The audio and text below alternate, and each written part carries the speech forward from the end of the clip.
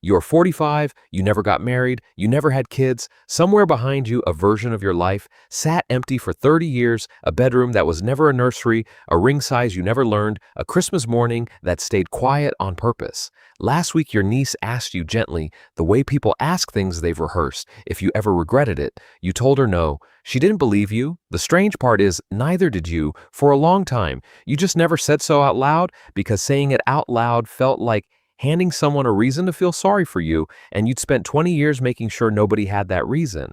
This isn't a story about being alone. This is what one refusal cost you and what it built instead. You're 22. Everyone around you is already pairing off, the way people do in their 20s, without quite noticing they're doing it. Your college roommate gets engaged over spring break, posts a ring photo with a caption about forever, and the group chat turns into a wall of exclamation points. You type one too. You mean it, mostly.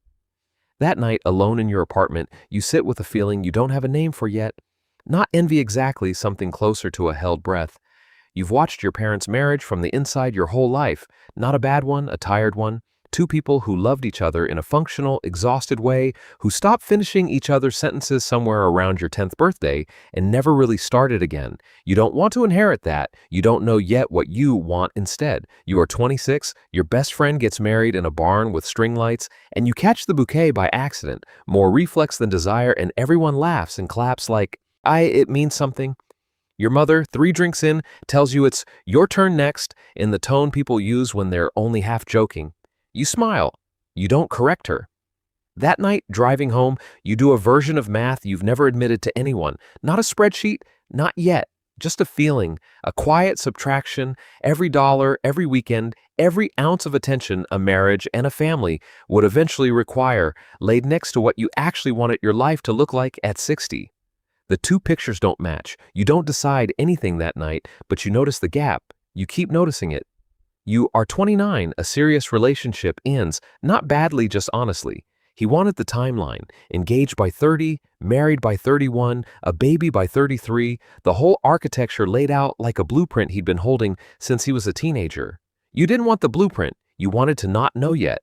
He said that wasn't fair to him. He wasn't wrong. You ended on a Tuesday in a parking lot, both of you crying, both of you certain, which is its own strange kind of sad.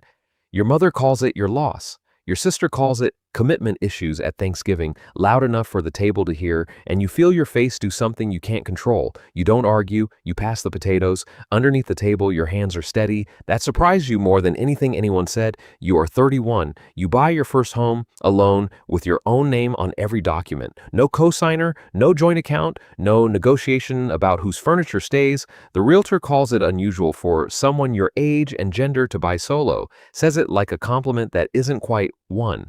You don't correct him either. You stand in the empty living room after closing and you feel something you don't expect. Not loneliness, but scale. This is entirely yours. Every decision in it will be entirely yours. Nobody will need to be consulted about the paint color. It sounds small.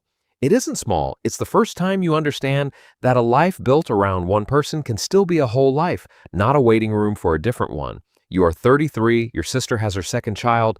The family group chat becomes a photo stream you scroll through without really seeing, mostly out of habit.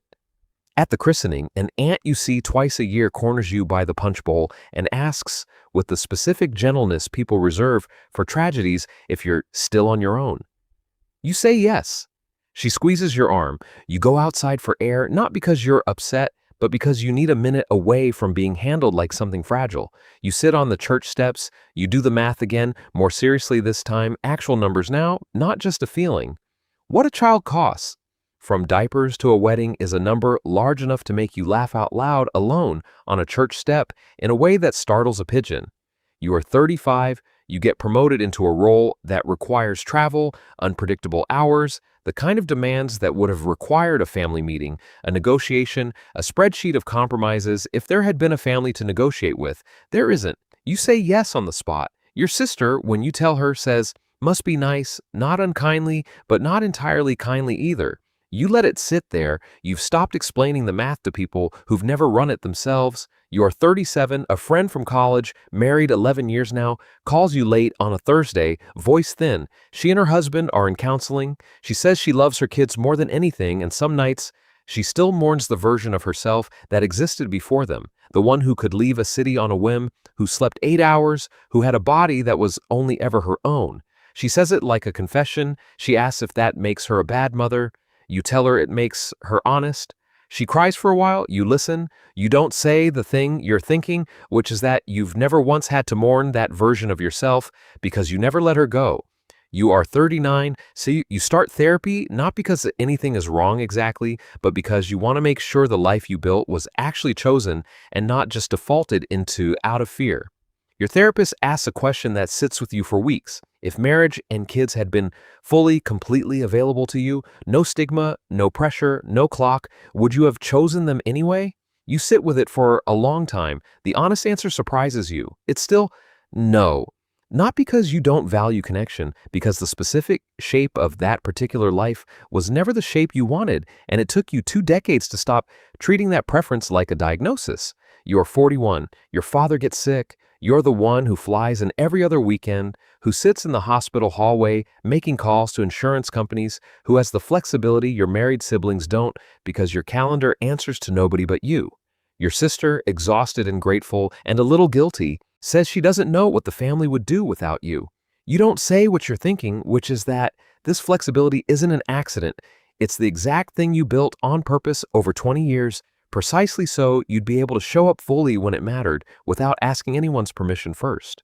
You are 43, you take a solo trip to a country you've wanted to see since you were 19, 3 months, no return date booked, funded entirely by a life that never had to split its resources 3 or 4 or 5 ways. You send your niece a photo from a rooftop at sunset. She writes back, "I'm so jealous, I can't even get a weekend without childcare drama."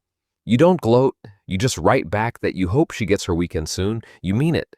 You're not trying to win anything. You stopped keeping score years ago, somewhere around the time you realized nobody else was actually keeping it either. They were just narrating their own uncertainty out loud and calling it concern for you. You are 45, your niece asks the question gently, the way people ask things they've rehearsed. Do you ever regret it? You tell her no, and this time you mean it completely, no performance underneath it.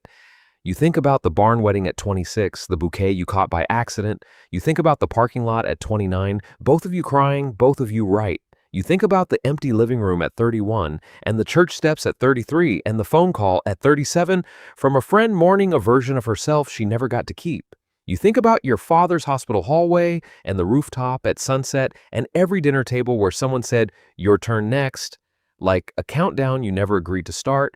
What you built instead of a marriage, instead of children, wasn't an absence. It was a different architecture entirely, a life with fewer permanent fixtures and more open floor, built specifically so it could hold whatever actually showed up in it. A father who needed you, a friend who needed to be heard, a niece who needed to see that the question had another answer, a version of yourself at 22 who didn't yet know that alone and empty were never actually the same word. The rule, nobody tells you until you're standing on the other side of it. The questions people ask you about the life you didn't choose are rarely about you at all. They're about the life the asker is still negotiating with, still unsure of, still checking against yours to see if theirs holds up.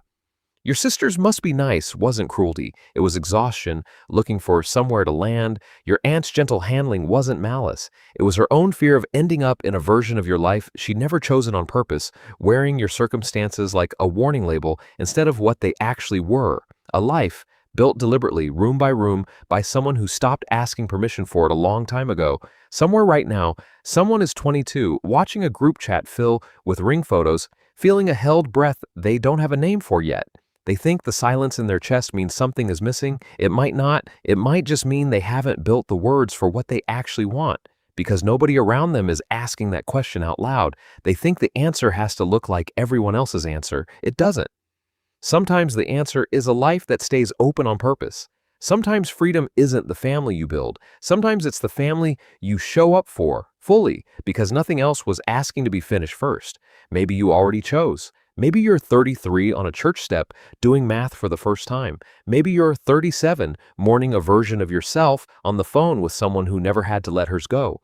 Either way, there's a question waiting underneath every "your turn next," every "must be nice," every gentle rehearsed question from someone who loves you and still doesn't fully understand. The question was never, when are you going to settle down? The question was always, What version of a full life were you brave enough to build when nobody handed you a blueprint for it?